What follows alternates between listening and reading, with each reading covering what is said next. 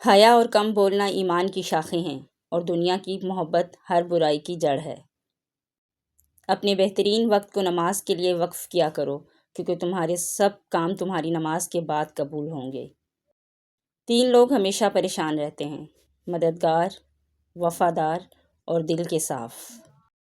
لوگ جتنا بھی دل دکھائیں یہ یاد رکھا کریں کہ جب اللہ کے بندے ہمیں توڑتے ہیں تو ان کا توڑنا ہمیں اللہ سے جوڑتا ہے۔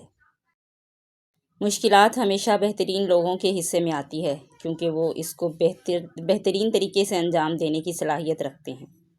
ذلت اٹھانے سے بہتر ہے کہ تم تکلیف اٹھاؤ۔ جو لوگ برداشت کرتے ہیں ان کے ساتھ اٹھا بیٹھا کرو، اس طرح تمہاری قوت برداشت بڑھے گی۔ وقت برا ہو تو محنت کرنا، اور وقت اچھا ہو تو مدد کرنا۔ بدلہ لینے والوں سے مت ڈرو، ہمیشہ معاف کرنے والوں سے ڈرو، کیونکہ ان کا بدلہ اللہ لیتا ہے۔ درود شریف واحد ایسی عبادت ہے جو زبان سے نکلتے ہی قبول ہو جاتی ہے۔ پوچھا گیا کیسے پتہ چلے گا کہ کون کتنا قیمتی ہے؟ فرمایا جس میں جتنا زیادہ احساس ہوگا وہ اتنا ہی زیادہ قیمتی ہوگا۔ لوگوں سے یاد کرنے کا شکوہ مت کرو، کیونکہ جو انسان اپنے رب کو بھول سکتا ہے وہ سب کو بھول سکتا ہے۔ جو انسان یہ سمجھتا ہے کہ اللہ جو کرتا ہے وہ ہمارے لیے بہتر ہوتا ہے، وہ انسان کمال کا ایمان رکھتا ہے۔ بہترین آنکھ وہ ہے جو حقیقت کا سامنا کرے۔ یہ دنیا بھی کتنی عجیب ہے، ایماندار کو بے وقوف، بے ایمان کو عقل مند اور بے حیا کو خوبصورت کہتی ہے۔ علم تمہیں راہ دکھاتا ہے اور عمل تمہیں مقصد تک پہنچا دیتا ہے۔ اگر زندگی کو خوبصورت بنانا چاہتے ہو تو سہنا سیکھو، نظر انداز کرنا سیکھو، خاموش رہنا سیکھو اور اکیلے جینا سیکھو۔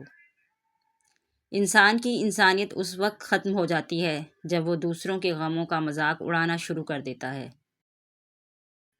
خیال رکھنا تمہاری وجہ سے کسی کی آنکھ نم نہ ہو، کیونکہ تمہیں اس کے ہر آنسو کا حساب دینا ہوگا۔ دل جیتنا چاہتے ہو تو آواز میں نرمی پیدا کرو۔ کوئی تمہارا دل دکھائے تو ناراض مت ہونا، کیونکہ قدرت کا قانون ہے، جس درخت کا پھل زیادہ میٹھا ہوتا ہے لوگ پتھر بھی اسی کو مارتے ہیں۔ بے شک محنت کا پھل اور مسئلے کا حل رب دے گا، یہ مت سوچو کب دے گا، جب دے گا بے حساب دے گا۔ نماز کی فکر اپنے اوپر فرض کر لو، خدا کی قسم دنیا کی فکر سے آزاد ہو جاؤ گے اور کامیابی تمہارے قدم چومے گی۔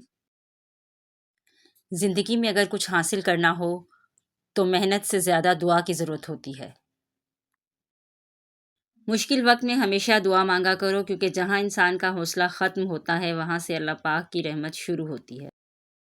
صبر کا دامن مت چھوڑنا، وقت بدلے گا، حالات بدلیں گے، دعائیں قبول ہوں گی۔ پسند اس کو نہ کرو جو دنیا میں سب سے زیادہ حسین ہو، بلکہ پسند اس کو کرو جو تمہاری عزت کرتا ہو۔ کوئی انسان کتنا ہی گنہگار کیوں نہ ہو، اللہ پاک اس کے لیے دعا کا وسیلہ، توبہ کا راستہ اور رزق کا دروازہ کبھی بند نہیں کرتا۔